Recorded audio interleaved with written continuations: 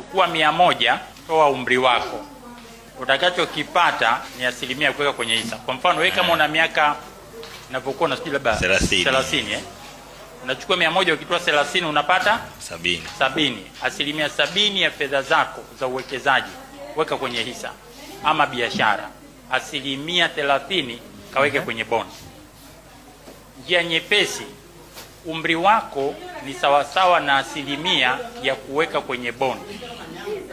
Una miaka 30, asilimia 30 kaweke kwenye bond, asilimia 70 kaweke kwenye maeneo hatarishi. Kwa nini? Sababu ni hii: unavyokuwa kijana una energy, akili na chaji.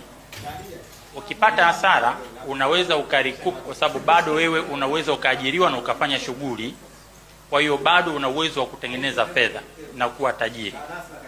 Unavyokuwa mzee ama umri unavyosogea, uwezekano wa kumiliki na kuhimili vishindo ni mdogo. Kwa hiyo unatakiwa uweke fedha nyingi uzeeni kule kwenye mahali salama, ambako ndio tunazungumzia treasury bill, treasury bond.